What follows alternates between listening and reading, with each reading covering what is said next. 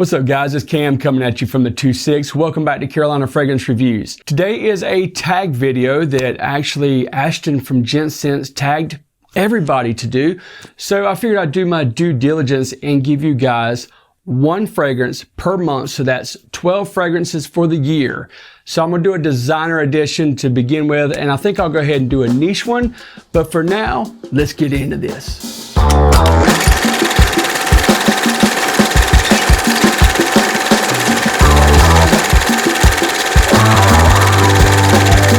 I think it would be fair to say that one thing for sure is I have covered what type of weather we have here in the sand hills and the coastal plains of North Carolina. Lots of humidity, lots of sweat, and very short winters. But when we do have fall and winter, I love my deep and dark fragrances. So we're gonna start with January, and it is the first John Varvatos fragrance I ever bought. It is Vintage. Vintage is a very masculine and sexy and dark fragrance that has some wormwood, it has some rhubarb, some tobacco, leather, some spice, some cinnamon, black pepper. It's just a really, really good fragrance. It's one, probably the best performing of the John Varvatos line. Vintage is like my go-to leather jacket fragrance. It just takes me right back to the very first time that I wore this fragrance. And actually my wife was pregnant with my son, so that takes me there as well. Next month up, obviously, is going to be February, which is Valentine's Day and a buttload of birthdays, including mine and Andrea from Curly Sense, and probably another 65 trillion people across the world. 9 months prior to February, a lot of people had a lot of the same thing on their mind. So whether it is going out to eat for Valentine's Day or cooking your boo thing, some filet mignon, or just celebrating your birthday, I felt a perfect fragrance would be Armani. This is a fragrance, oddly enough, that I really was not all that crazy about when it first came out, but obviously it has grown on me. It has become like a must-have staple for me anyway. Armani right now has 3 very strong lines. You've got the Acqua di Gio, you've got the Code, and you've got the Stronger With You. That absolutely is a very strong fragrance as far as like compliment garnering, sexy, perfect to wear in the cooler weather.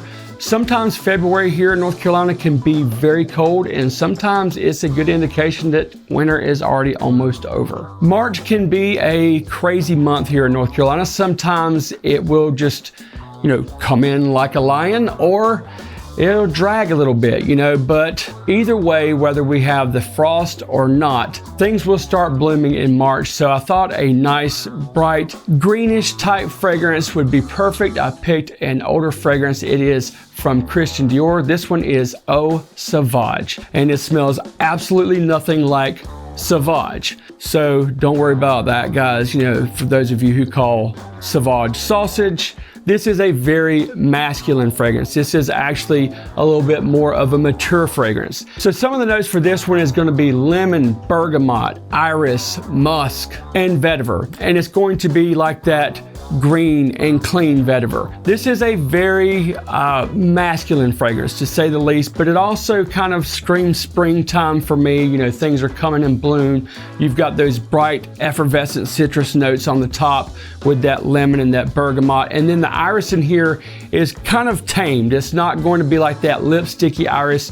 It's just going to be just enough presence to give it a little bit more depth and dimension. Coming in for April. Now, believe it or not, we have actually had snowstorms in April, and they've been significant ones. It would actually turn spring and then go to snow, but that hasn't happened in a very long time. That happened when I was a kid and kept us out of school for about a week. It was a snowstorm, an ice storm, then a snowstorm again.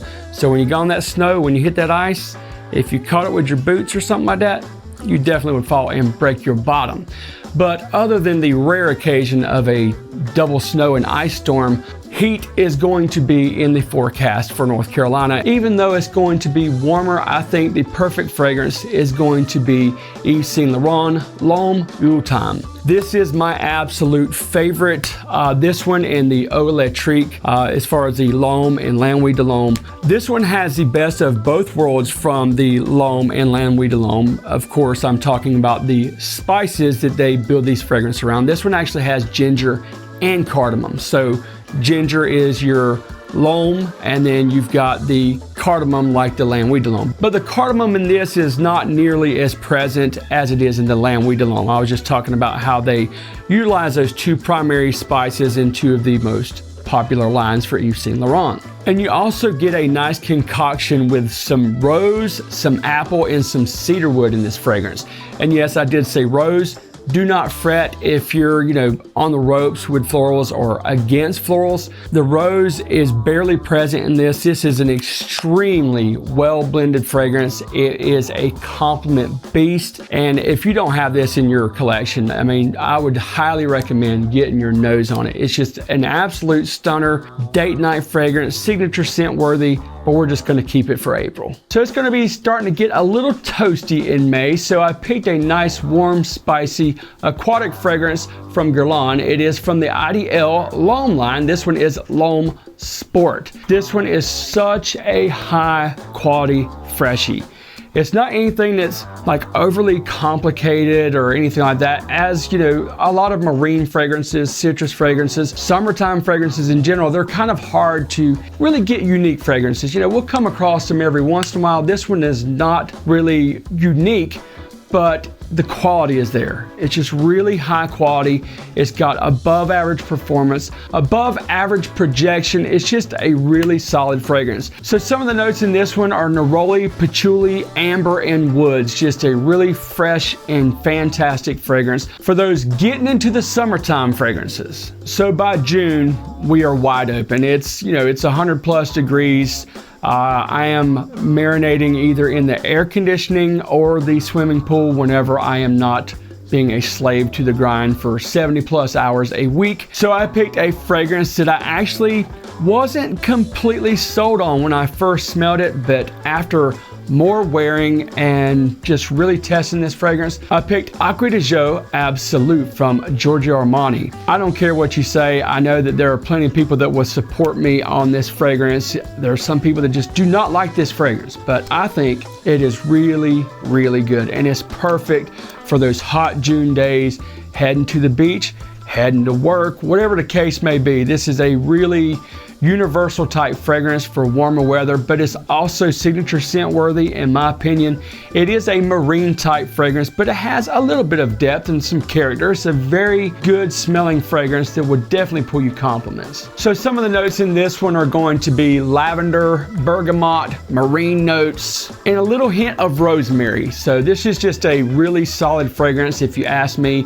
Again, another one that's not going to be overly complicated, but I think there might be a little bit of stigma about this fragrance just because of some of, like people's reviews on FragranceUSA or on YouTube or whatever the case may be. I would highly recommend trying this one if you haven't. So going into July, that means it's going to be lots of extremely hot weather, trips to South Carolina to get the good fireworks, and eating hot dogs and just celebrating being an American if you live here in the United States. That's when we celebrate our Independence Day. Nothing screams more than, like hardcore summertime and summertime celebrations. That's actually the week that I get off for vacation. So me and my son get to hang out, go to the beach, even hang out around here, go swimming, just kick back and relax. One of my favorite fragrances to wear in the high heat of July is Chanel Allure Edition Blanche. This is a really warm and delicious fragrance. It's got a little bit of lemon in here. You also have some vanilla. It's got a great musk. It's just a really, really solid fragrance. And as you guys know, you've heard me say millions and millions of times that I am like a huge fan of the Allure line. There has not been a release from the Allure line that I dislike. Now I know some people aren't crazy over this one. They talk about like the lemon pledge type vibe or whatever. If that is the case, I would say a good substitute for this from the Allure line would just be the Allure Homme Sport. Now for August, I don't know if you guys have ever heard the dog days of summer. If there was one month that we could just, skip or maybe double down on another month, it would definitely be August. August is absolutely miserable here in the Sandhills of North Carolina. It is hot, it is humid, it's extremely sticky. Even like as it gets later in the day, like around 5 o'clock, I don't know if it's where the sun is at or what, but it will completely just fry you. I mean, just like an egg on the highway or something, just like gnats, flies, and heat and sweat. It's just absolute misery. So I'm gonna need something super simple to wear, but smells good and is extremely effective. It is Versace Pour Homme. You guys have heard me talk about this fragrance before. It's not a secret, but I absolutely adore this. It might just be the best fragrance that Versace has put out, at least that you can still buy. I like Versace Man too, but this one is just really solid. The ladies really like this one. It has above average performance and projection on this one as well. It's kind of like the, board shorts and t-shirt type fragrance, or, if you have to wear blue jeans, throw some sandals on and a muscle shirt or whatever. It's just that real casual summer vibe type fragrance. It's not like the newest fragrance around, but I do see people from time to time that have not smelled this one. This is a perfect fragrance. I would even say that this inexpensive little gem would be ideal for a signature scent. So one thing that's gonna start happening like around the end of August and early September is it's gonna start getting a little cooler in the evenings. And when I say cooler, I'm talking about like in the 70s. So I'm really going to be looking forward to those evenings where they start getting a little bit more chill than in the 70s. So the fragrance that I've picked that would, I think would be very suitable. It's not overly dark, but it's not, like overly bright and citrusy. It is going to be Guerlain IDL EDP. Now I know I broke 2 of the IDL line out, but I felt that they were worthy enough to, if you're thinking of wearing a fragrance every single day for a month, I couldn't get tired of either one of those. So, I will boldly state that, and if I do it and it doesn't work out, I'll retract my statement and eat my words for you. Now the L'Homme IDL, EDT, and EDP are both known for their almond note, but the EDT more so has the, the dominant almond note, where you do get some of it in here, but there actually is a little bit more going on in the EDP. So other than that almond, you're gonna get some vanilla, tonka, and leather in here, and you're also gonna get that notorious little cherry vibe from this. This is another compliment beast, and definitely signature scent worthy. I absolutely adore this. This is my absolute favorite from the IDL line. Okay, so by October, it is going to, you're going to start having some really nice cool nights and some very mild days. So I thought I would break out a kind of a more oomphy type fragrance. It is the Azzaro Wanted by Night. This is an absolute masterpiece. I adore this fragrance. When the Wanted came out, I was kind of, I didn't dislike it, but I wasn't crazy about it. I later learned to love it, and then when Wanted by Night came out, it was actually a flanker that surpassed the OG with ease. Now October is going to have those cooler evenings. I do find this to be more of like an evening scent, but you still could wear it during the day, just depending on, like, unless you're get one of those crazy hot days. If that's the case, just go lighter on the application. So some of the notes in this one are going to be lemon, mandarin, tobacco, coumarin, and a hint of lavender. So this is just a really man's fragrance. It's extremely masculine, extremely sexy, and like football season, let's just pretend that we could actually go sit in a stadium. Like for me, October would have been football season. Remember when we could go watch a high school football game, and the bleachers are cold and got somebody snuggle up against you? Yeah, good times. Yep. So it's fragrances like this that make me yearn for those type situations. Azzaro Wanted by Night. So ironically, last year it stayed hot all the way up till October 31st, Halloween day. It was actually hot as all get out. But a cold front actually came in like right as we were getting done taking our son to trick or treat in a couple of local neighborhoods. The wind started picking up, you know, you'd see stuff start flying across the yard. So it really kind of felt like Halloween. When that cold, brisk air comes in, nothing brings in a nice, brisk, and cool November better than Terre Mugler's Pure Malt. This is like a Scottish whiskey or malt. It's just a really, really solid fragrance. It's, you know, like everybody's favorite is either Pure Havana or Pure Malt. I chose Pure Malt because this is a vintage batch. I did have one that my buddy Jorge let me borrow, and I did get to use some of it, and just having the more recent formulations just could not do it justice when you had actually smelled that vintage batch. I actually found a seller on eBay who carries some of the vintage stuff, and he happened to have this one. It just smells so good. Even though the newer formulations don't smell as good as like a 2009 batch, it's still a very solid fragrance. So I wouldn't fret on the more recent formulations, but this does have a much more darker and boozier vibe. So this one is going to have some of those, you know, iconic notes from the Amen line. You're gonna get your patchouli, you're gonna get some coffee, you're gonna get a little musk, and some amber and some vanilla. Just an amazing fragrance. As far as like designer fragrances and booziness, that's about as good as it gets. This is one of the absolute best boozy designers that I've ever had my nose on anyway. So as we close out the year with December, you know, we just got through with Thanksgiving in November, and now December, we're gonna be celebrating Christmas or whatever it is that you might be celebrating during December. Well, there's a lot of different holidays that people celebrate around that time of year, but for me, it's Christmas. For me, Christmas is spending time with my family, you know, going and visiting family that I haven't seen in a long time. And I was a little bit torn on which fragrance I was going to pick for this. I had a few ideas, but I am really leaning towards